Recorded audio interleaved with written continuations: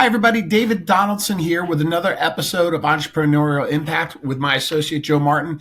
And we have a really special guest today. I'm pretty excited about who we have joining us today, Kyle Coon, who is a blind paraplegic triathlete. And the motivation just kind of speaks for itself for somebody who's able to kind of lead and come through. And he's got an incredible story.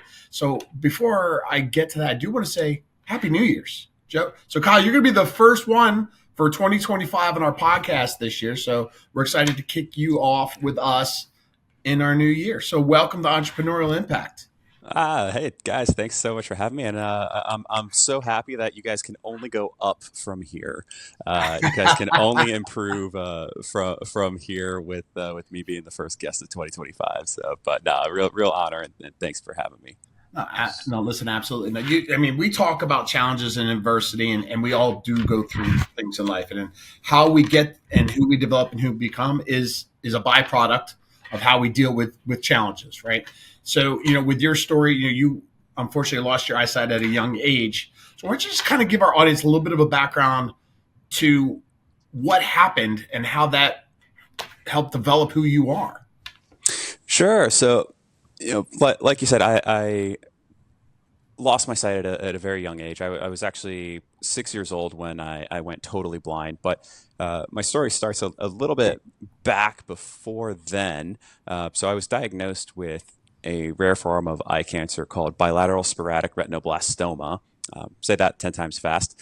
When I was 10 months old. And basically, that big fancy mouthful of words basically means that I had a rare non-hereditary form of eye cancer that attacked both of my retinas, and my doctors caught it late, and there was talk about taking removing my eyes basically immediately, but my parents fortunately were put in touch with some of the leading experts in the world on retinoblastoma. They took me to see them, and that husband and wife doctor duo basically said we can preserve a little bit of sight for a while, and so that launched us off on this path of traveling around, back and forth between hospitals and doing a lot of treatment.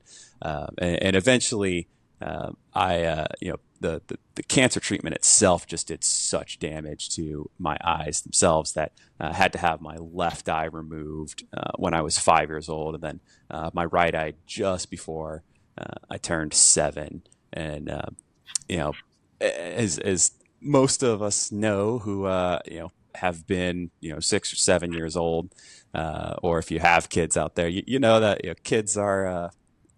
I didn't really care about going blind. I was just like, Doc, can you just make me better so I can play outside with my friends? That was all I cared about. Like, who cares about blindness? I didn't really know what that. I kind of knew what it meant. I didn't really know what it meant. I didn't know that I was going to have so many challenges and all that. It was just like, yeah. Cool, no eyeballs, fake eyeballs, whatever you want to say. That's one way to look at it. Talking about some uplifting thoughts on that, man. That's incredible. Yeah, but when I did, wake up in the hospital and I can't see a thing, it was scary. It was terrifying, and I didn't know how I didn't know how I was going to play outside with my friends. I didn't know how I was going to go to school. Like I had been learning how to read and write in Braille. I had been, learning how to, travel with a long white cane, because we knew I was going to go blind eventually. We just didn't, have a clear idea when that was going to be. So my parents were smart and, put me in, schools with programs that could help me prepare for that eventuality. But it was still, no matter how much you prepare for something, it's still a shock to the system. And so I was very fortunate, though, that through the power of connection and just word of mouth, my dad was in Rotary and got connected with a gentleman named Ed Weinmeier, who his son, Eric Weinmeier, uh, was a world class adventure athlete who happened to be totally blind. And Ed lived, not far away from us, and he arranged for Eric to come into town for a speaking engagement. And during that after that speaking engagement, Eric sat down with me, this little 7, 8 year old kid, and just told me his story and basically challenged me to not let blindness define, not let it be a hindrance to me pursuing a life full of adventure. And I took it to heart and went on to do some pretty neat things. How fortunate to have somebody come into your life at such an early age, right? And kind of call you to it and say, "Hey, look, this happened to you, but it doesn't define you," right? And you were able to receive that. Like that could have gone in any different direction, but you were open to hear that. And that's massive. Yeah, I mean, look, how many times have you guys given advice for entirely the wrong reason, or for entirely the wrong problem? It's great advice, but it might not be something that someone is ready to hear or needs to hear, or they might not be ready to take action on it. I happen to be it was the right time. It was the right person. It was someone that knew my situation. Eric was that person, was the right person at the right time and knew the right things to say, to push, me, this little 7, 8 year old kid, into a different mindset. And I, as a 7 or 8 year old kid, I didn't, I was too young to know any better. So, Eric told me, "Hey, try rock climbing." So I just went and did it. Like, if I had been, if I, now I'm 33 years old. If I had been 33 and just lost my sight, and some blind dude like rolls into town and is like, "Go try rock climbing, live a life of adventure." Uh, my experience as a 33, as someone who's 33, I, I might not be as open to that. But as a newbie, as a kid, I was open to that. I wanted to do something cool and adventurous and live that daring life. There is Kyle, something pretty special about the resiliency of youth. Yes, there is. It's kids that I don't know if kids are without fear, um, but they're more resilient. They bounce back, they spring back into shape better, and you know you know they just they're curious, they're relentless. And I as a little kid, I decided I wasn't going to take no for an answer, and so I went on to just push myself to in all different directions. And my the people that I wound up becoming friends with were of the very same mindset. And that's who I decided to surround myself with, was people who wanted to live that adventurous life and who wanted to push each other to reach bigger and better and newer, more adventurous heights. uh, Kyle, for those listening, there's two themes just in the first 7 years of your life that I think is holds true for anybody in entrepreneurship or even just their personal life with challenge. And I give you kudos on two big things that I think parallel, like not to use parallelization, but like literally there's a parallelization of people with dealing with the unknown.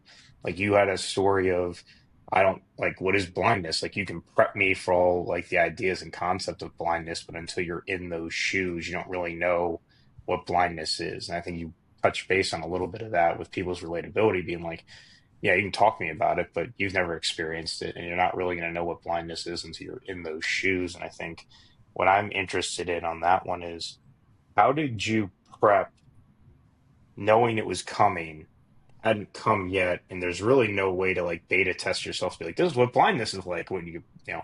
how did you prep your mindset on the impending coming of that and still being able to move forward? Because I think that's where the paralyzation is like, hey, there's this unknown. I know it's coming. I don't know how to prep for it. How did you do that? Like if you're looking back on it. um, I mean, look, I was a 4, 5, I was 3, 4, 5 year old kid at that point. I wasn't some, preparation savant. Yeah, I just did what my parents and teachers told me. And then, look, I had great teachers. I had great parents who said, you're going to learn this. It will help you. And again, like I was learning how to read and write in Braille, right alongside, learning to read and write in print. And yeah. I had teachers that made it fun for me. It was a normal thing. I went to, the kids in school. I went to a mainstream school for elementary, middle, and high school, and you know, in middle and high school, I was the only totally blind kid in school. But in elementary school, we had other kids with visual impairments, and it was just a normal. It was normal, and so and then my parents basically told me that I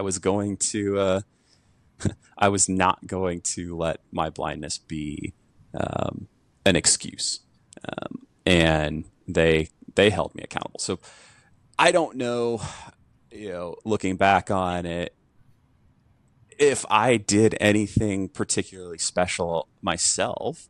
Um, I did the basics. I just did the basic. I did the basics of, you know, learning, absorbing, and putting things into practice. Um, and that made the transition to being totally blind easier. Um, Mhm. Being totally blind is not easy. It is incredibly challenging. It is incredibly hard. I actually think it's harder now, as an adult being totally blind, than it was as a kid. Uh, because now I'm navigating the world is a whole lot bigger. It's I'm navigating. There are more challenges out there than my small little world of being an elementary, middle, or high school kid. So because now I have to make a living. I have to uh, go out and you know, it's all on me now. It's all on my shoulders.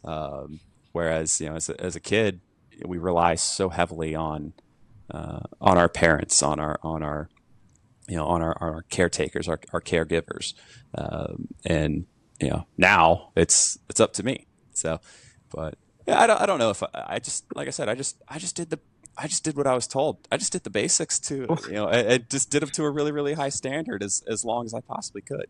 You know Well, what? But you know okay, what? you brought up this one. I just want to land this one, Dave. But Yeah, like, yeah. Go ahead. you answered the question amazingly, Kyle. Hmm. Because the actual thing that I took from what you just shared, you're like, hey, I didn't have a choice. Like when you don't have a choice, like you just do what you're told. And I think the power of like, if I reflect on it from my world, I'm like, you just reinforce the power of your tribe.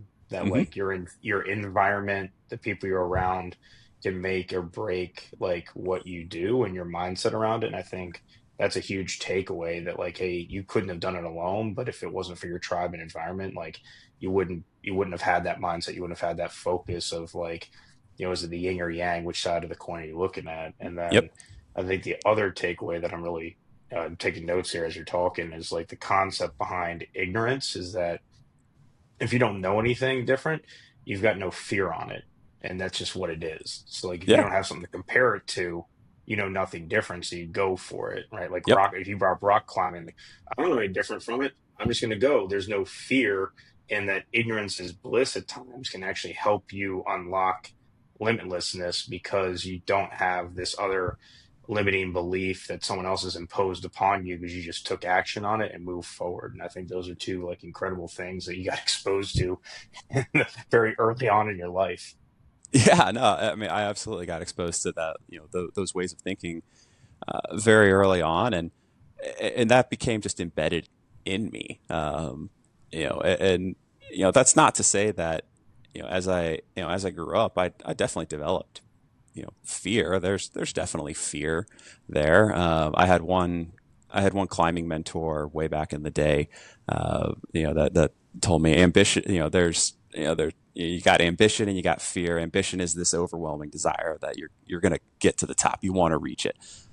Fear, it will keep you alive, especially in the mountains.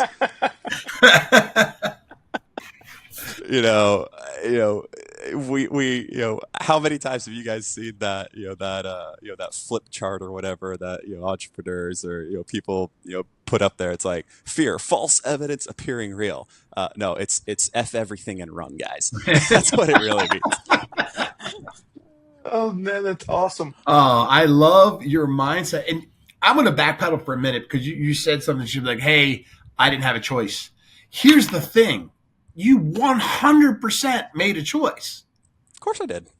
right? That's like, I think a lot of people say that and they go through things like, hey, and when you look at the success stories, but there's as many non-success stories for people that go through things. And Mhm. you have a choice to decide, is this going to define me or am I going to figure out who I am? Yep. And that means so much when you hear it come from somebody. Yeah. My friend and paratriathlon teammate, Melissa Stockwell, wrote a great book called The Power of Choice. And it speaks to that. Like, we have choices we have choices in life. Um, whether you decide to do or you decide to not, you've made a choice.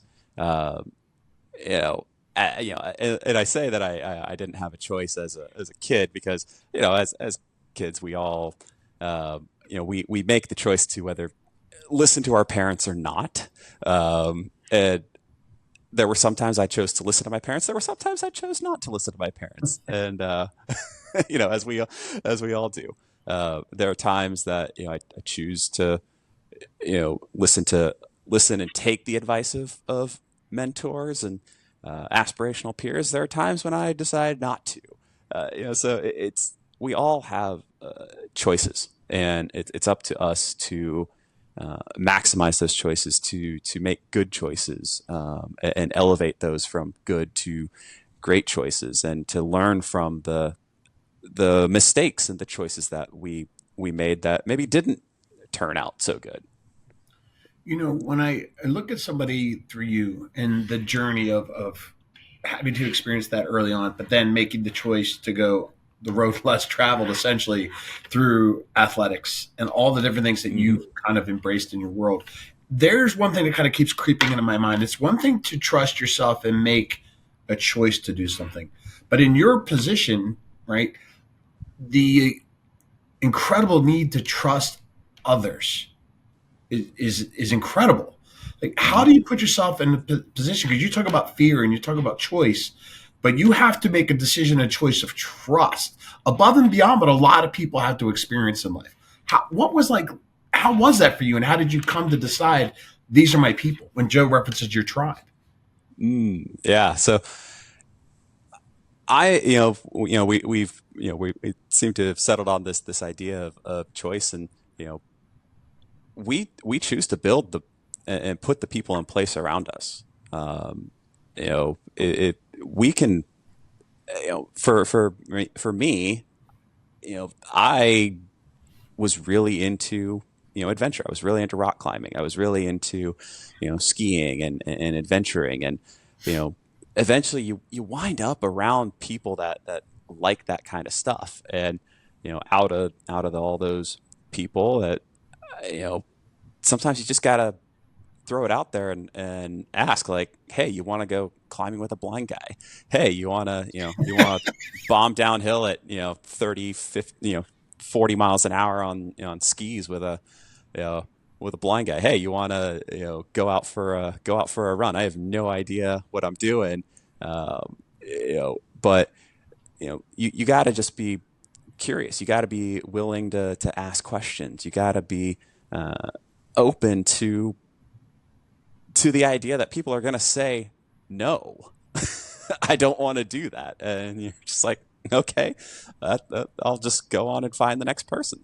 Um, you know, in terms of trust, look, I can't see a thing, and if I wanted to live, a full and adventure filled life, if I wanted to go and explore the world, if I wanted to climb mountains, if I wanted to, swim, bike, and run at an elite level, I knew that I was going to have people that could see, that could guide me, and that could help keep me safe. And so I sought those people out. I researched. I plugged myself into communities, and I just showed up and was like, "Hey, I'm here. Let's do this." And there are a lot of times when I've been rejected for, you get rejection and you get used to it. You know, not everyone is comfortable or wants to, you know, wants to guide someone on skis, or be on the front of a tandem bike, or go for a run, or tether yourself to someone climbing in the mountains. It's not for everybody, but when you find the right people, it's really amazing what you can do together.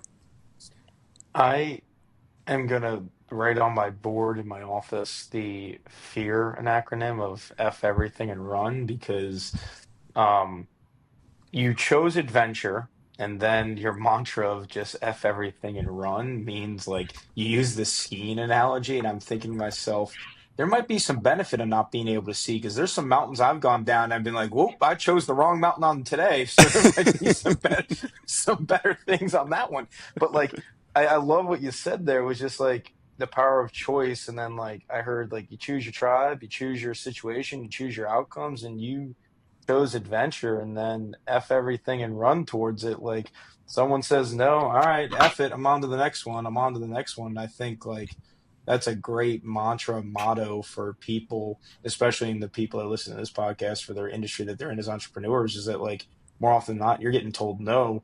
But if Yeah. you chose this outcome that you want to fulfill in your life, like, you got to have that background and kind of like confidence to say, well, F it, you're not going to be in my world. Then I'm going to go to the next person that wants to entail in that adventure. I think that's really, really cool. Yeah. I mean, look, sometimes no just means not right now. You know, there have been, back in, let's see, what was it, like 2017, 2018, 2019, back then, I shot some messages to some, pretty well-known, uh, elite triathletes in the world, when I was looking for people to guide me, for training and racing, and they just ignored me, because they looked at me and they were like, "Man, this blind dude, like, he's slow. I don't really want to go that slow." Uh, and then after a few years, after I put together some results, I went back to those people and was like, "Hey, you may not remember me, but I sent you a message a year or two ago, and you never responded. So I'm guessing you just never got around to reading it. But I'm looking for someone to bike and run with. You open to try that?" And then 5 minutes later, I get a message. "Hey, yeah, I remember you.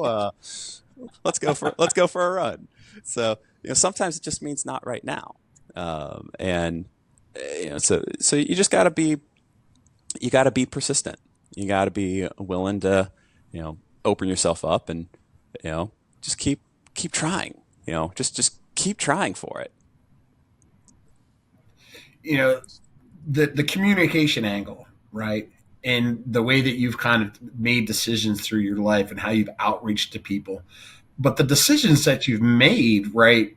There's one thing to have energy and fun, right? To choose rock climbing, to choose skiing, or to Mhm. run, or to be, but the level of dedication above and beyond that to say, okay, beyond that, I'm a world athlete. Like I want to go to another level. So your mindset. So how did you get there? Like what took you from I enjoy this to going, I'm going to master this?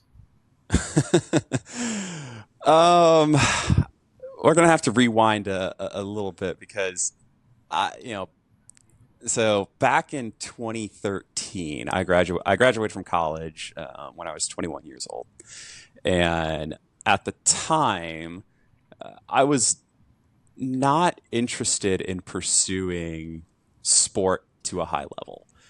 I had done rock climbing. I had, been a big time adventure athlete. Done a whole lot of stuff, and you know, but I was, and then I wrestled in high school and college. But I I graduated from college, and I grew up in that era of the young hotshot entrepreneur CEO type people, and you know when I was 21 years old, I was a very arrogant kid. And I was so arrogant that I I love was that you like, own that. That is just so awesome.